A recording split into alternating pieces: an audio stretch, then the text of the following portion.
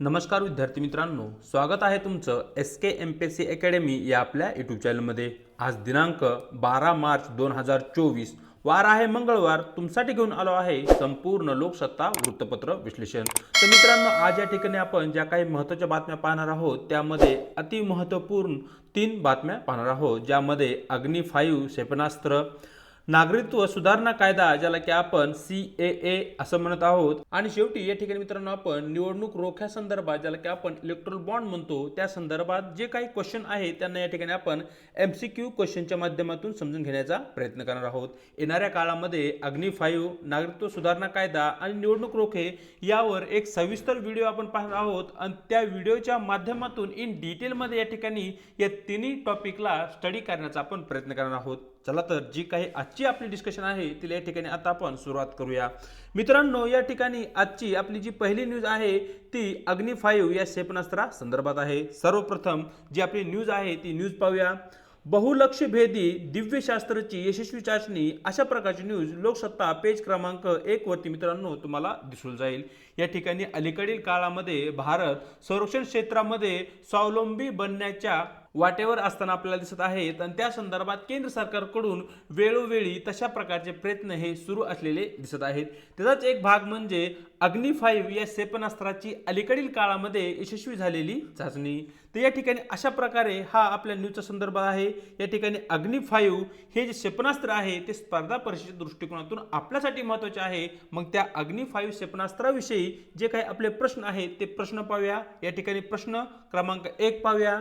अग्नी 5 क्षेपणास्त्राबाबत खालीलपैकी कोणते विधान खरे आहे किंवा बरोबर आहे, अशा प्रकारचा मित्रांनो या ठिकाणी आपला प्रश्न आहे। ज्या ठिकाणी आपण विधान क्रमांक 1 पाहत आहोत, हे कमी पल्ल्याचे बॅलिस्टिक क्षेपणास्त्र आहे।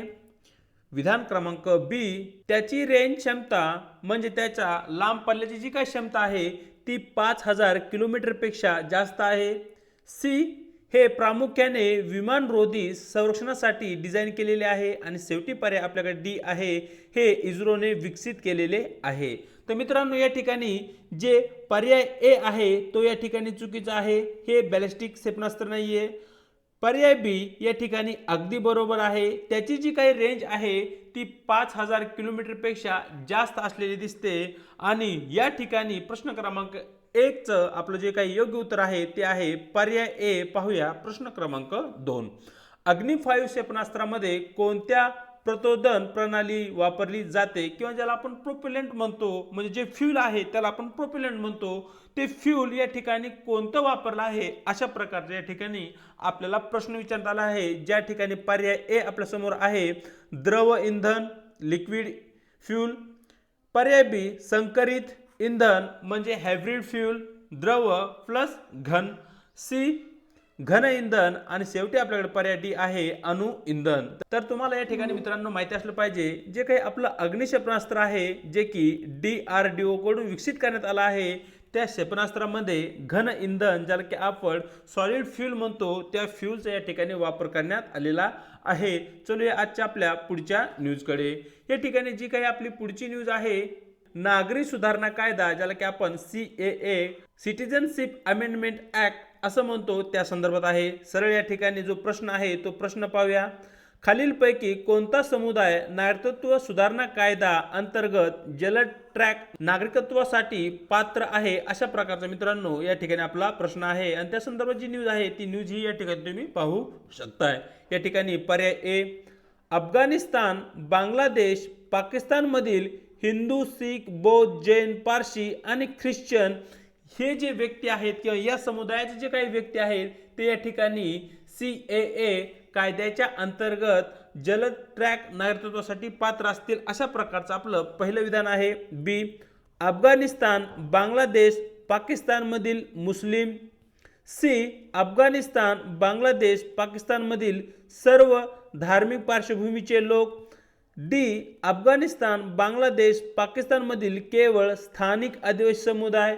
तर मित्रांनो, या ठिकाणी या प्रश्नाचं जे काही योग्य उत्तर आहे ते आहे पर्याय A, म्हणजे ज्या ठिकाणी अफगाणिस्तान, पाकिस्तान आणि बांगलादेश या देशामध्ये जे काही मुस्लिम धर्मीय सोडता अल्पसंख्याक धर्माचे जे लोक आहेत, ज्यामध्ये हिंदू धर्माचे असतील, सिख धर्म असेल, बौद्ध धर्म, जैन, पारसी, ख्रिश्चन या धर्माचे जे काही अल्पसंख्याक लोक आहेत, त्या लोकांना भारतामध्ये जर नागरिक व्हायचं असेल तर त्यांचं नागरिकत्व योग्य रीतीने चालावं, लवकर लवकर त्यांना नागरिकत्व भेटावे यासाठी जलद ट्रॅक नागरिकत्वासाठी या ठिकाणी CA कायद्यामध्ये तरतूद करण्यात आलेली आहे.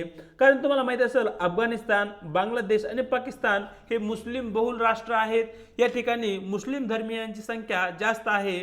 परिणामी त्याच ठिकाणी जे काही अल्पसंख्याक आहे, ज्यामध्ये हिंदू, सिख, बौद्ध, जैन, पारसी, ख्रिश्चन लोक आहेत, यांच्यावर त्या ठिकाणी अन्याय होत आहेत. मग त्या ठिकाणी ते जे लोक आहेत ते भारतामध्ये आश्रयाला येत असे आहेत. मग या ठिकाणी भारतामध्ये आल्यानंतर त्यांना नागरिकत्वाचा किंवा सिटिझनशिपचा राईट भेटला पाहिजे, या उद्देशाने या ठिकाणी CAA कायदा आणलेला आपल्याला दिसतो.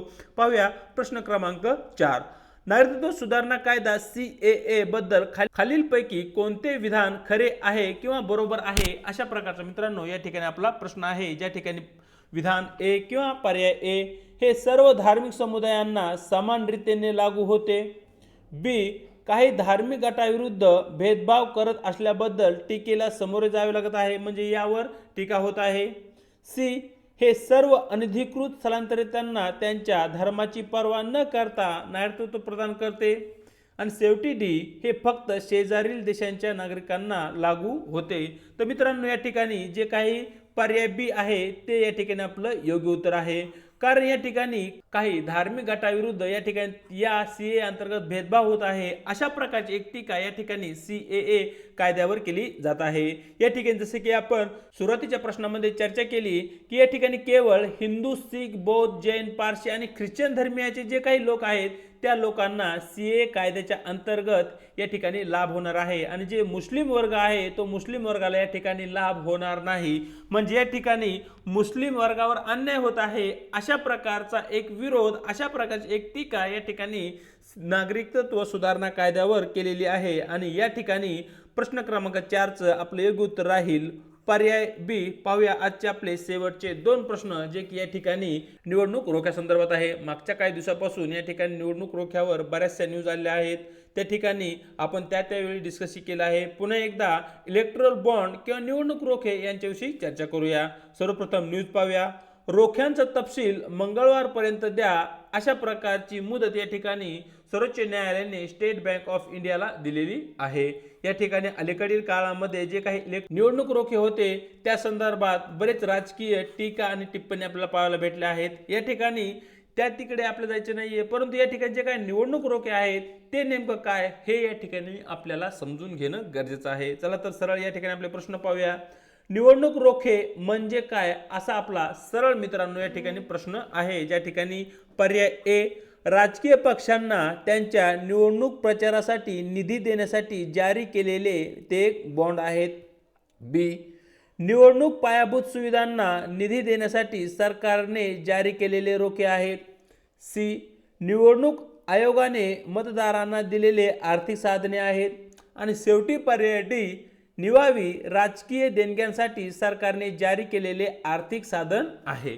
तर मित्रांनो या ठिकाणी तुम्हाला माहिती असलं पाहिजे की निवडणूक रोखे यांच्या मार्फत जे काही राजकीय पक्ष आहेत, ज्यामध्ये BJP असेल, काँग्रेस असेल, राष्ट्रवादी असेल, तृणमूल काँग्रेस असेल, हे जे राजकीय पक्ष आहेत या राजकीय पक्षांना देणग्यांची आवश्यकता असते.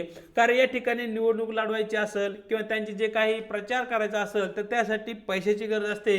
आणि तो जो पैसा आहे तो विविध स्तरामधून ज्या काही देणग्या नागरिकांकडून त्यांना दिले जातात किंवा संस्थाकडून त्यांना दिले जातात, त्या देणग्याच्या माध्यमातून ते पक्ष तो खर्च करत असतात. मग या ठिकाणी या ज्या देणग्या आहेत त्या कोणत्या मार्गाने याव्यात या संदर्भात निवडणूक रोख्यांची या ठिकाणी निर्मिती करण्यात आली होती. म्हणजेच या ठिकाणी पर्याय D हे या ठिकाणी आपल्या प्रश्नाचं योग्य उत्तर राहील. पाहूया प्रश्न क्रमांक 6. कोणती संस्था इलेक्ट्रॉल बॉन्ड्स जारी करण्यासाठी रिडीम करण्यासाठी जबाबदार आहे. म्हणजे या ठिकाणी कोणत्या संस्थेच्या माध्यमातून या ठिकाणी इलेक्ट्रॉल बॉन्डचं कॅशमध्ये रूपांतर केलं जाऊ शकतो, अशा प्रकारचा सरळ प्रश्न आहे. ज्या ठिकाणी पर्याय A reserve bank of India, B securities and exchange board of India, ज्याला की आपण SEBI असं म्हणतो, सी भारतीय निवडणूक आयोग इलेक्शन कमिशन ऑफ इंडिया आणि शेवटी D state bank of India. तर मित्रांनो तुम्हाला माहिती असलं पाहिजे की जे काही इलेक्ट्रोल बॉन्ड्स आहेत ते SBIच्या माध्यमातून म्हणजे स्टेट बँक ऑफ इंडियाच्या माध्यमातून या ठिकाणी रिडीम केले जातात आणि त्यानंतर तो जो पक्ष आहे ज्या पक्षाच्या नावाने तो बॉन्ड आलेला आहे त्या पक्षाला त्या ठिकाणी SBIच्या माध्यमातून त्या ठिकाणी जितक्या किमतीचा तो बॉन्ड असेल तितकी रक्कम त्या पक्षाला देणगीच्या स्वरूपात दिली जाते. तर अशा प्रकारे मित्रांनो दिनांक 12 मार्च जे काही आपलं वृत्तपत्र डिस्कशन आहे ते या ठिकाणी आपण पूर्ण केलं आहे. चॅनलवरती जर नवीन असाल तर चॅनलला लाईक शेअर आणि कमेंट बॉक्समध्ये तुम्हाला काय वाटतं हे कळवायला विसरू नका. त्याचबरोबर न विसरता या ठिकाणी आपल्या यूट्यूब चॅनललाही तुम्हाला सबस्क्राईब करायचं आहे. व्हिडिओच्या डिस्क्रिप्शन बॉक्समध्ये देण्यात आलेली आपल्या टेलिग्राम चॅनलची जी काही लिंक आहे त्या ठिकाणी तुम्हाला आपले टेलिग्राम चॅनल सुद्धा जॉईन करायचे आहे ज्याच्या माध्यमातून आपल्या प्रत्येक व्हिडिओच्या लिंक्स आणि त्याचबरोबर स्पर्धा परीक्षे संदर्भात ज्या काही महत्त्वपूर्ण अपडेट आहेत त्या वेळोवेळी तुम्हाला त्या ठिकाणी भेटत राहतील. आज इथेच थांबत आहोत. भेटूया एका नवीन व्हिडिओ सोबत.